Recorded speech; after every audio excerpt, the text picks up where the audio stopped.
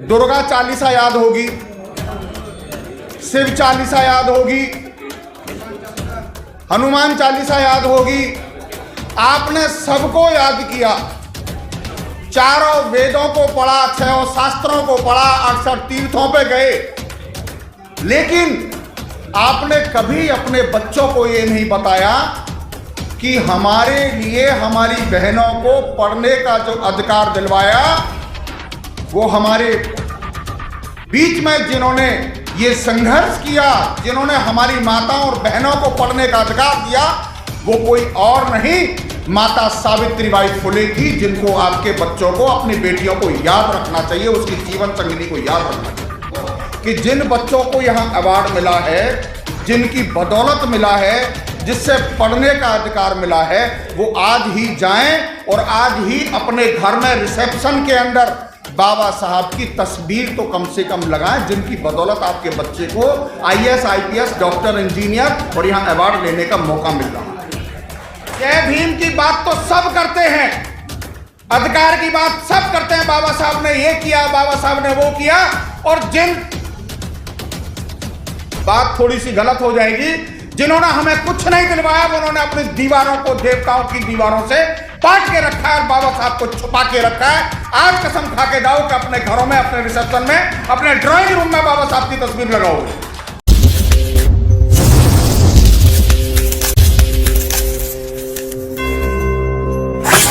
जो आपस में बीच में आवाज बंद कर दें, जय भीम,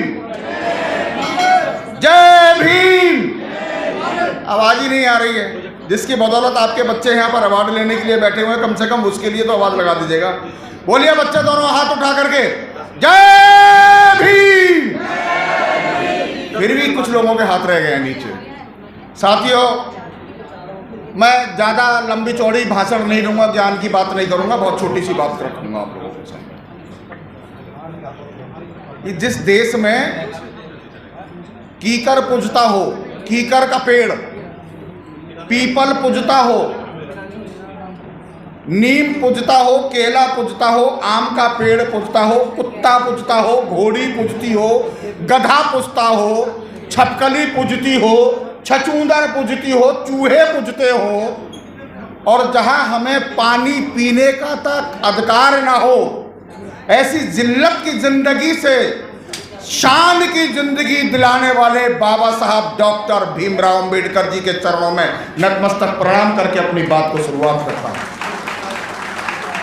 साथियों, आज जो आप यहां पर बैठे हैं तो केवल बाबा साहब डॉक्टर भीमराव अंबेडकर साहब की वजह से बैठे हैं। जो आप यहां पर आप अपने बच्चों को अवार्ड ले रहे हैं, यह बात सबको पता है, लेकिन मैं एक बात कहना चाह रहा हूं। एक महिला बहन आई थी हमारी महाराष्ट्र से, यहां लगभग भारत की महिलाओं को दुर्गा चालीसा याद होगी, शिव चालीसा याद होगी, हनुमान चालीसा याद होगी।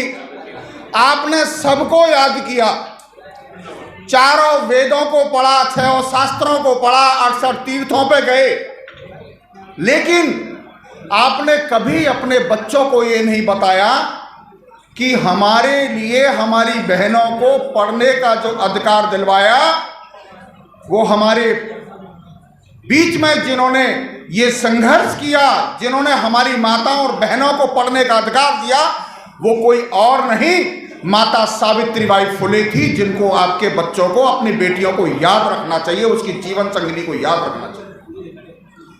सावित्रीबाई फुले के बारे में अब तक किसी को नहीं बताया जाता, हमारी माता बहनों को नहीं बताया जाता, सब चीजें बताई जाती हैं। बच्चों को यह तक नहीं बताया जाता कि एक जिस जमाने में पढ़ने का अधिकार नहीं था, वो जिस जमाने में क्लास के अंदर घुसने का अधिकार नहीं था, एक छोटा सा बालक खिड़की के बाहर पढ़ कर के वो देश का संविधान और विश्व का सबसे विश्व महापुरुष, युग पुरुष बन गया। वो जिद थी उनको कि उन्हें उस सिस्टम को खत्म करना है। उसी सिस्टम के माध्यम से आज हम यहां पर बैठे हुए बच्चों को अवार्ड दिलवा रहे हैं। साथियों, एक सबसे बड़ी बात यह है कि आपने सबको पूजा, सबको देखा, लेकिन आपके घर में कम से कम बाबा साहब की तस्वीर आज तो ये प्रण करके जाओ कि जिन बच्चों को यहाँ अवार्ड मिला है, जिनकी बदौलत मिला है, जिससे पढ़ने का अधिकार मिला है, वो आज ही जाएं और आज ही अपने घर में रिसेप्शन के अंदर बाबा साहब की तस्वीर तो कम से कम लगाएं, जिनकी बदौलत आपके बच्चे को आईएएस, आईपीएस, डॉक्टर, इंजीनियर और यहाँ अवार्ड लेने का मौका मिल रहा है। क्या आप लोग इस बात के लिए अपने ड्राइंग रूम के रिसेप्शन में क्या आप लोग लगाएंगे? बताइए कितने लोग ऐसे हैं जो बाबा साहब की तस्वीर लगाएंगे? भाइयों, जय भीम, जय भीम की बात तो सब करते हैं, अधिकार की बात सब करते हैं। बाबा साहब ने ये किया, बाबा साहब ने वो किया, और जिन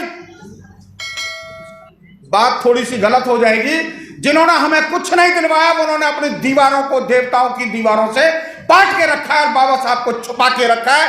आज कसम खा के जाओ कि अपने घरों में, अपने रिसेप्शन में, अपने ड्राइंग रूम में बाबा साहब की तस्वीर लगाओगे।